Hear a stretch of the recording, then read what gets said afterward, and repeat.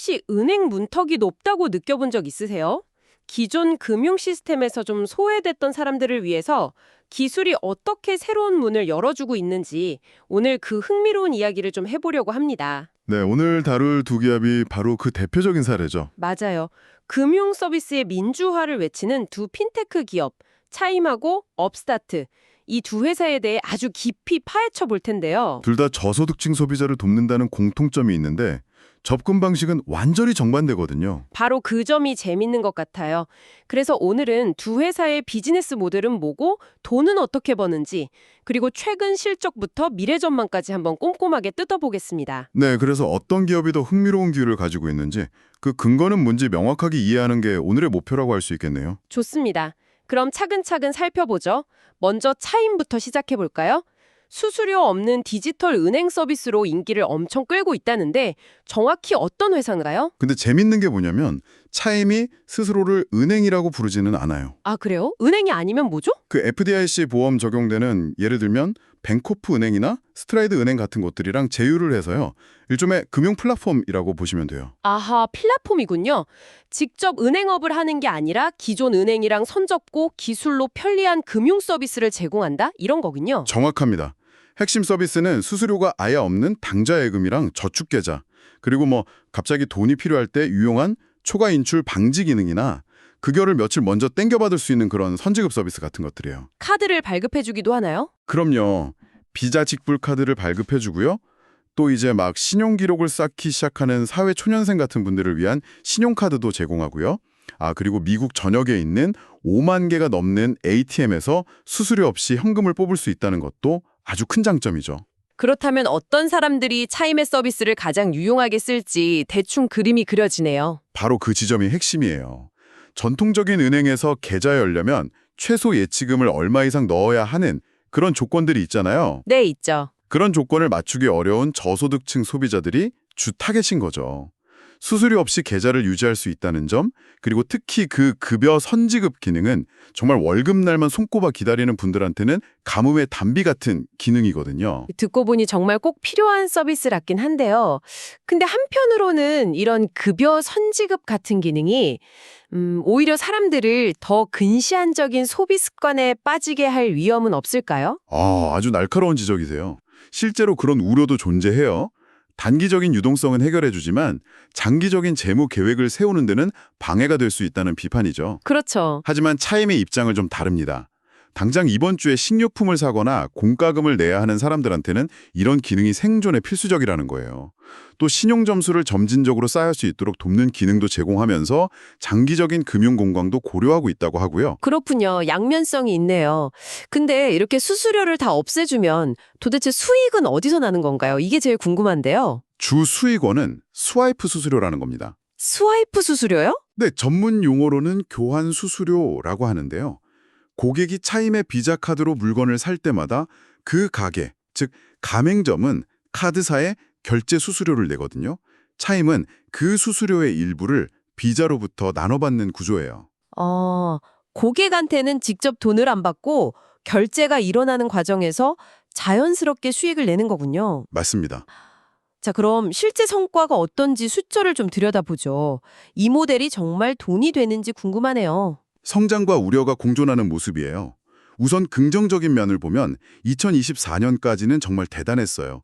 활성회원 수가 21%나 증가해서 800만 명을 기록했고요. 와, 고객들이 카드로 쓴 돈, 그러니까 구매 거래액은 25% 늘어서 1,152억 달러에 달했죠. 총 수익은 31% 증가한 16억 7천만 달러를 기록했고요. 와, 2024년까지는 성장세가 정말 뚜렷했네요.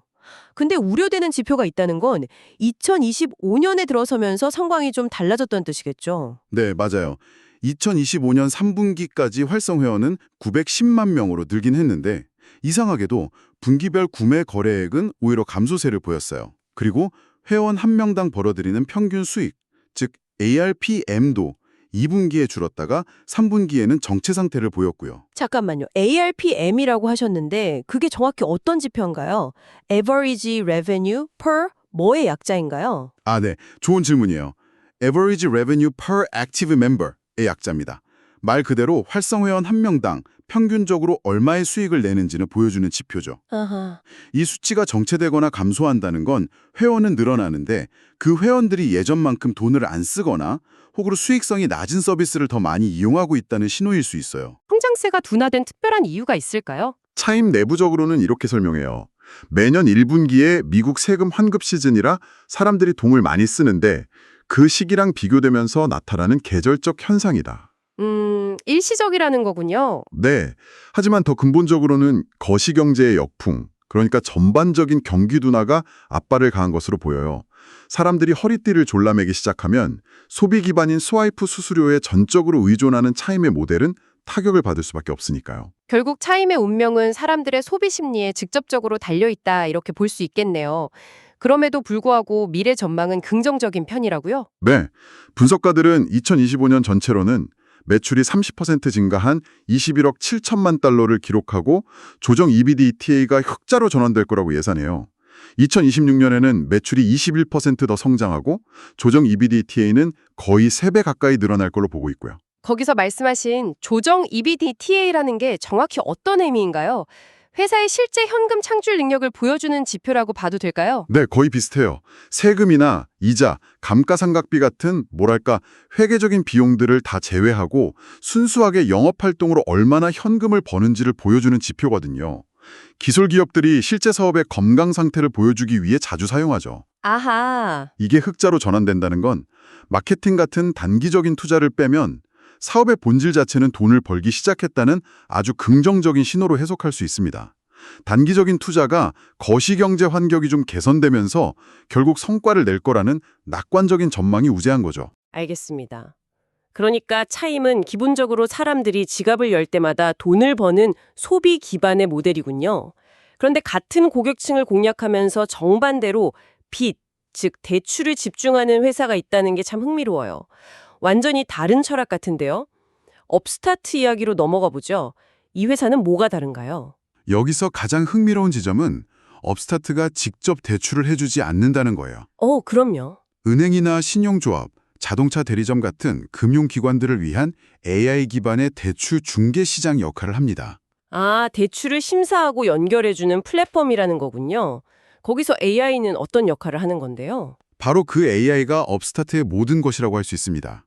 전통적인 금융기관들은 보통 FICO 점수, 그러니까 개인의 신용 기록을 중심으로 대출 심사를 하잖아요. 그렇죠. 하지만 업스타트는 그런 전통적인 데이터 대신 그 사람의 이전 직업, 대학 학점, 심지어는 표준화 시험 점수 같은 비전통적인 데이터를 종합적으로 분석해서 대출 승인 여부를 결정해요. 그게 잘 와닿지가 않는데요. 예를 들어 주실 수 있을까요? 아주 좋은 질문이에요. 가령 두 사람이 있다고 해보죠. A는 명문대를 졸업해서 이제 막 구글 같은 대기업에 입사한 20대 개발자예요. 연봉은 높지만 사회초년생이라 신용기록이 전혀 없어요. FICO 점수가 아예 없는 거죠. 네. B는 15년 동안 꾸준히 신용카드를 써온 40대 직장인인데 중간에 몇 번 연체한 기록이 있고요. 전통은행은 아마 신용 기록이 있는 B에게 대출을 해주거나 A는 아예 거절할 가능성이 높아요. 그렇죠. 기록이 없으니까요. 하지만 업스타트의 AI는 A의 학력, 전공, 직장의 잠재력을 보고 이 사람은 미래 상환 능력이 매우 높다 이렇게 판단해서 높은 한도의 대출을 승인해 줄 수 있는 거예요. 와, 이거 완전히 다른 관점이네요. 신용 기록이 없는 젊은 층이나 저소득층에게 정말 새로운 기회를 열어주는 도구가 될 수 있겠어요. 그럼 수익은 어떻게 내나요? 제휴된 금융기관으로부터 추천 수수료를 받아요. 즉, 업스타트 플랫폼을 통해 대출이 승인되면 그 대출금의 일정 비율을 수수료로 받는 방식이죠. 아, 자신들은 대출 부실의 위험을 직접 지지 않으면서 중개 역할만으로 돈을 버는 거군요. 맞습니다. 그런데 이 사업 모델이 금리의 영향을 아주 크게 받는다고 하던데요. 네, 업스타트의 실적은 금리랑 거의 한 몸처럼 움직인다고 보시면 돼요. 한 몸처럼요. 금리가 낮을 때는 사람들이 이자 부담이 적으니까 돈을 빌리려는 수요가 폭발하죠. 그땐 사업이 정말 번창했어요. 하지만 2022년과 2023년에 연준이 금리를 급격히 올리자 시장의 대출 수요가 그냥 뚝 끊기면서 사업이 심각한 침체기를 겪었죠. 아, 그러니까 금리가 낮으면 사람들이 대출 받으려고 몰려드니까 중개할 게 많아져서 돈을 벌고 금리가 오르면 시장이 얼어붙어서 바로 타격을 입는 거군요. 정말 외부 환경에 민감한 사업이네요. 맞아요. 그런데 바로 그 점 때문에 2024년에 극적인 반전이 일어났습니다. 연준이 금리를 3차례 인하하자 업스타트는 곧바로 성장세로 돌아섰어요. 숫자로 확인해 볼까요? 얼마나 극적인 반등이었나요? 2024년에 대출 시장액이 28%나 증가했고요. 전환율, 그러니까 대출 문의가 실제 승인으로 이어진 비율이 16.5%로 크게 상승했어요. 총 수익은 24% 증가한 6억 3,650만 달러를 기록했고 2023년에 적자였던 조정 EBTA는 다시 흑자로 전환됐고요. 금리 인하 말고 다른 성장 동력도 있었나요? 물론이죠. 대출 심사 프로세스의 자동화 비율을 높여서 효율성을 키웠고 제휴금융기관 수도 계속 늘렸습니다. 그리고 기존의 개인 신용대출뿐만 아니라 자동차 대출이나 주택자산 신용환도 같은 새로운 시장으로 사업을 확장한 것도 주요했죠.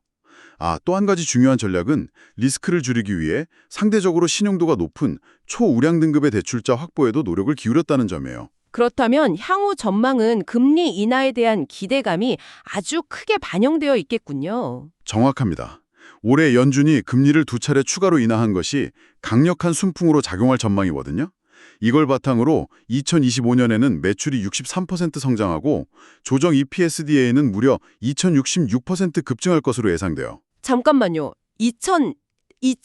2066%요? 제가 잘못 들은 거 아니죠? 아니, 금리 좀 내린다고 어떻게 이익이 20배 넘게 뛸 수가 있는 거죠? 그 구조가 궁금한데요. 저도 처음 보고 놀랐던 숫자예요. 이게 바로 영업 레버리지 효과 때문입니다. 업스타트의 사업 구조를 생각해보면 AI 플랫폼을 개발하고 유지하는 비용이나 직원 인건비 같은 고정비는 대출 건수와 상관없이 거의 일정하거든요. 그렇죠. 그런데 금리가 인하돼서 대출 신청이 막 물밀듯이 들어오면 추가적인 대출 한 건을 처리하는 데 드는 비용은 거의 없어요.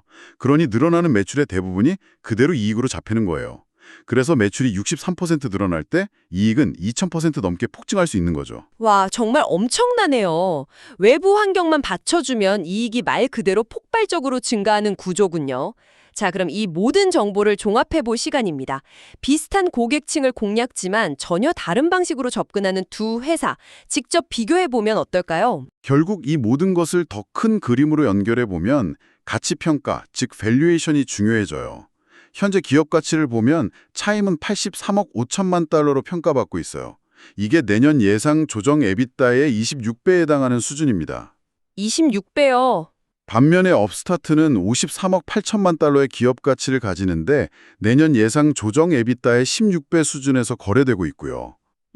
숫자만 놓고 보면 업스타트가 차임에 비해 상대적으로 더 저렴해 보이네요. 네, 결론적으로 업스타트가 더 저평가되어 있는 것으로 보입니다. 그럼 단순히 싸다는 건 말고 이 분석이 업스타트를 더 나은 선택으로 보는 핵심적인 이유는 뭔가요? 이유는 몇 가지로 명확하게 요약돼요. 우선 차임의 약점부터 보면 차임은 더 많은 직접적인 경쟁자의 직면에 있어요. 유사한 디지털 뱅킹 서비스를 제공하는 곳들이 정말 많거든요. 그렇겠네요. 그리고 앞서 봤듯이 성장세가 둔화되고 있고 수익 구조가 소비 지출이라는 단 하나의 변수에 너무 크게 의존하고 있죠. 마지막으로 주식 가치가 상대적으로 고평가되어 있다는 점이 지적되고요. 그럼 반대로 업스타트의 강점은요? 업스타트는 훨씬 더 강력한 성장률을 보여주고 있고 밸류에이션은 더 낮아요. 그리고 무엇보다 금리 인하라는 더 명확하고 강력한 단기축 매제를 가지고 있죠. 앞으로 금리가 더 내려갈 것이라는 시장의 기대가 업스타트에게는 그 무엇보다 큰 호재로 작용하는 겁니다. 오늘 우리는 두 핀테크 기업을 정말 깊이 있게 들여다봤네요. 카드 결제가 일어날 때마다 수익을 내는 디지털 뱅킹 플랫폼 차임, 그리고 금리 방향에 따라 운명이 좌우되는 AI 대출 중개자 업스타트. 우리가 살펴본 분석에 따르면 현재로서는 성장성, 가치, 그리고 명확한 외부 환경 요인 덕분에 업스타트 쪽에 조금 더 무게가 실리는 모습입니다. 여기서 한 걸음 더 나아가 이런 질문을 던져볼 수 있을 것 같아요. 두 회사 모두 금융소외계층을 돕는다는 명분을 가지고 있지만 한 곳은 소비를, 다른 한 곳은 부채를 통해 성장합니다. 정말 근본적인 차이네요. 그래서 마지막으로 이런 질문을 드리고 싶어요. 투자자로서 혹은 그냥 이 산업을 지켜보는 사람으로서 여러분은 이 두 가지 성장 방식 중 어떤 것이 장기적으로 더 지속 가능하고 또 그들의 핵심 고객들에게 더 긍정적인 영향을 줄 수 있다고 생각하시나요? 단기적인 주가 전망 너머에 있는 이 비즈니스 모델의 근본적인 차이에 대해 생각해 보시는 것도 흥미로운 시간이 될 겁니다.